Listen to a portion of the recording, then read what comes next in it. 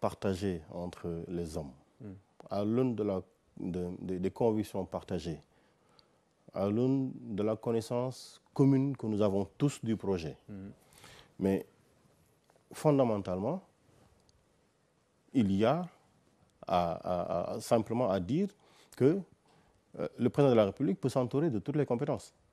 Alors, si Ousmane Sonko remplit toutes les compétences pour être à côté du président de la République, s'il juge nécessaire de continuer de lui faire confiance dans ce travail-là, il lui fera confiance. Mais il n'y a pas de dualité. Mais pas en qualité de chef, parce que c'est l'impression que certains ont. Un président de la République n'a pas de chef. C'est lui-même le chef. Alors, c'est vous qui dites que le président n'a pas un chef? Non, c'est l'impression. Moi, je vous pose la question. C'est l'impression que certains ont, en tout cas, de sa posture. Qui, par exemple? Qui? Le débat est agité. Bon, mais écoutez, sur la place publique, tous les débats sont agités.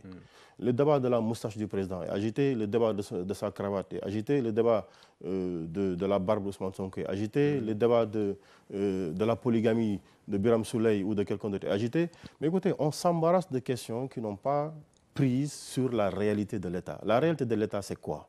C'est M. Bassirou Diomaye Faye qui est élu président de la République du Sénégal.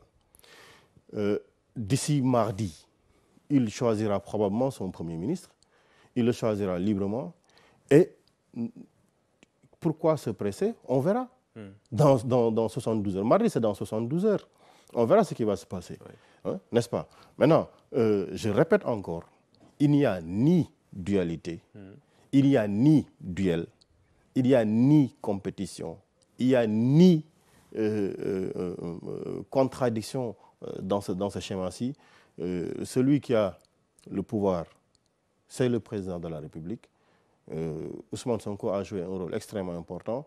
Nous avons élu un président de la République, mais nous restons convaincus que le peuple sénégalais a besoin d'Ousmane Sonko, mais on ne se privera pas de sa compétence. Il reste le leader du parti? Oui. Okay. Ousmane Sonko, parce que vous le savez, Ousmane Sonko reste... Mais ça, c'est une chance encore. C'est vraiment encore une chance que Ousmane Sonko soit encore le leader du parti, parce qu'il nous faut faire cette distinction absolue entre l'État du Sénégal, entre les mains du président de la République, et le parti politique qui a porté le projet, qui est dirigé par le président Ousmane Sonko. Mais ça, ce n'est que cerise sur le gâteau. Maintenant, de votre point de vue, quelle est sa meilleure posture, d'après vous, en tant que haut responsable du parti? Je suis vice-président du parti, je suis dans le créneau parti politique. Oui. Aujourd'hui, on parle d'État. Oui, dans l'État, moi je parle de l'État. Oui, dans l'État, je ne peux pas vous donner de réponse.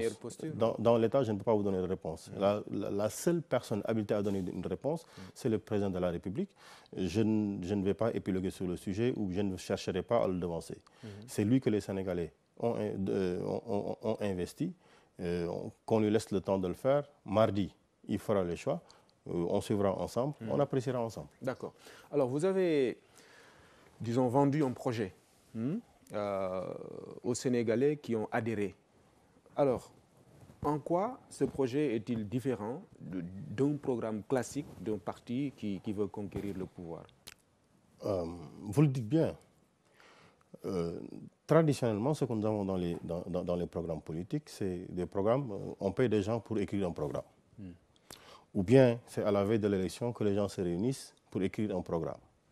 Parfois même, on fait venir des compétences dans le cadre, parce qu'on sait qu'un tel est compétent, on le fait venir dans le cadre de l'accompagnement d'un candidat pour rédiger un programme. C'est tout à fait le contraire de ce que nous avons produit. Je rappelle qu'il y a un fil conducteur à tout ce qui a été fait depuis 2018 lors de la présentation du livre Solutions, qui est d'ailleurs une date qu'il fallait rappeler. C'était la vision du projet que nous portions, le livre Solutions, qui devait nous amener à l'élection présidentielle et qui devait être le centre d'intérêt particulier de tout ce que nous devions exécuter si nous étions élus en 2019. Donc si Ousmane Sonko était élu en 2019. Alors, je vous ai dit tout à l'heure, depuis la sortie de l'élection présidentielle de 2019, le président Sonko a engagé le parti dans la continuité du travail, dans la sécrétion du programme, dans l'amélioration du programme que nous avions en 2019. Et je vous dis, depuis lors, 1400 cadres ont continué à travailler dans ce projet-là à travers des commissariats scientifiques. 35 commissariats scientifiques pour produire le programme. Depuis 2019, ils y ont travaillé. Mais je vais vous dire une chose. Vous savez, tout ceci a été fait. Il a été challengé par des experts neutres.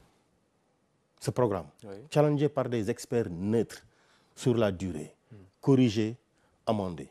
Je vous dis, pendant que, c'est d'ailleurs l'occasion de le dire, le président Diomaye était en prison, on peut emprisonner un corps, mais on n'emprisonne jamais un esprit.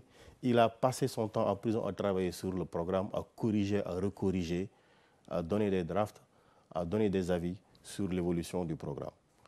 Et après, quand la coalition Diomaye a été mise en place, on a vu des membres de la coalition venir encore irriguer le programme que nous avions de leur expérience, de leur vécu. Et donc, le programme a évolué depuis 2019 pour aboutir à ce que nous avons produit auprès des Sénégalais. Fondamentalement, faites le constat, combien ont travaillé comme ceci, combien ont travaillé avec cette méthode, combien ont vu leur programme challenger, sans prétention aucune et en toute modestie, je pense que nous avons été les seuls à l'avoir. Et pourtant, on a parlé à un moment donné de tâtonnement sur la question de la monnaie, la vice-présidence, etc. Vous avez été critiqué sur ça? Oui, non, mais attendez. Attendez, je vous ai dit, c'est dans la suite logique du livre Vision et du programme que nous avions en 2019. Oui. Il n'y a jamais eu de tâtonnement sur le sujet.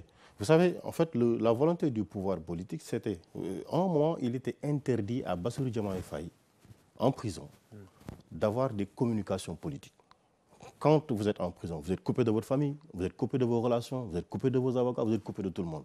Il est candidat à l'élection présidentielle. Sa candidature a été acceptée, le Conseil constitutionnel l'a mis sur la liste des candidats, mais on lui dit, vous n'avez pas accès au téléphone si vous parlez de politique.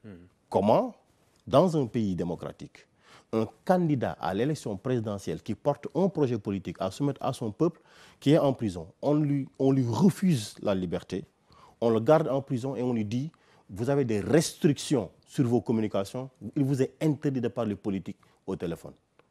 La réponse a été claire. Voilà un homme déterminé. Il lui dit, écoutez, de toute façon, si vous me donnez le téléphone, je parlerai de politique. Okay. Donc, il a été barricadé. Donc, ça veut dire quoi? Sur les dernières lignes, je vous dis, le programme, il l'a amendé, il l'a corrigé en prison avec le président Ousmane Sonko. Sur cette dernière ligne-là, effectivement, il y a eu un problème de suivi là-dessus. Mais sur la question de la monnaie, on s'est très bien compris. Ce que nous avons dit en 2019, dans le livre Solutions, ce que nous avons pris dans notre programme pour l'évolution, passer par lui et moi d'abord, travailler dans ce cadre, dans ce cadre-là, obtenir cette monnaie éco qui nous affranchisse de ce que nous tous nous connaissons. Parce que, je le disais quelque part, comment vous pouvez accepter que votre voisin vous tienne votre porte-monnaie pour vous dire, après votre salaire, quand vous recevez votre salaire, je vous tiens votre porte-monnaie.